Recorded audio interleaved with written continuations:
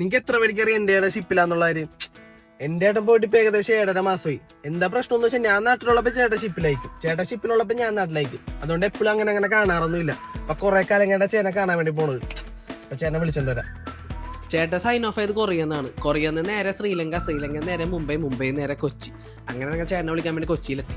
ചേട്ടൻ ഷിപ്പിൽ പോയ ടൈമിൽ ഞാൻ ഓൾറെഡി ഷിപ്പിലായിരുന്നു. അങ്ങനെ കുറെ നാൾ കണ്ട ചേട്ടനെ കാണുന്നത്. അമ്മ ചേട്ടനെ കാണാൻ വേണ്ടി വെയിറ്റ് ചെയ്തിരിക്കണായിരുന്നു. അമ്മക്ക് പിന്നെ ചേട്ടൻ വന്നാൽ പിന്നെ വേറെ ആരും വേണ്ട. അച്ഛനും വന്നിട്ടുണ്ട് ചേട്ടനെ വിളിക്കാനായിട്ട്. അച്ഛനും അമ്മേനെ ഞാനും കൂടിയാ പോയത് ചേട്ടനെ വിളിക്കാനായിട്ട്. ചേട്ടൻ വന്നു ഗൈസ്.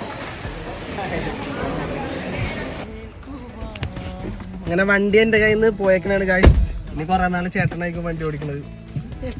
പോയി 6 മാസത്തോടും ചേട്ടൻ സൈൻ ഓഫ് ഇട്ടുണ്ടായില്ല. പിന്നെ 6 മാറി 7 മാസമായി. പിന്നെ അത് 7.5 മാസമായി. അങ്ങനെ 7.5 മാസം കഴിഞ്ഞാൽ ചേട്ടൻ നാട്ടിലെത്തണം. പിന്നെ വന്നവഴിക്ക് ഹോട്ടലിൽ കയറി മസാല ദോശ നെയ്റോസ്റ്റ് കഴിച്ചിട്ട് പിന്നെ നേരെ വീടെത്തി. ഇതാണ് ചേട്ടൻ എനിക്ക് വേണ്ടി വാങ്ങിച്ച ഷൂസ്. എല്ലാ പ്രാവശ്യം വരുമ്പോൾ എന്തെങ്കിലുമൊക്കെ ആയിട്ട് വാങ്ങിച്ചിട്ട് വരും. പിന്നെ ചേട്ടൻ ഒരു കാർ പ്രാന്തനായതുകൊണ്ട് കുറെ കാറും വാങ്ങിച്ചിട്ട് വന്നിട്ടുണ്ട് ഹോട്ട് വീൽസിന്റെ. എപ്പോഴും ചേട്ടൻ്റെ പെട്ടി തുറക്കുമ്പോൾ കാറ് മാത്രം ഉണ്ടാവാറുള്ളൂ അതിൻ്റെ ഉള്ളിൽ. എന്നാൽ ശരിയെന്നാ, അപ്പം അത്രേ ഉള്ളൂ.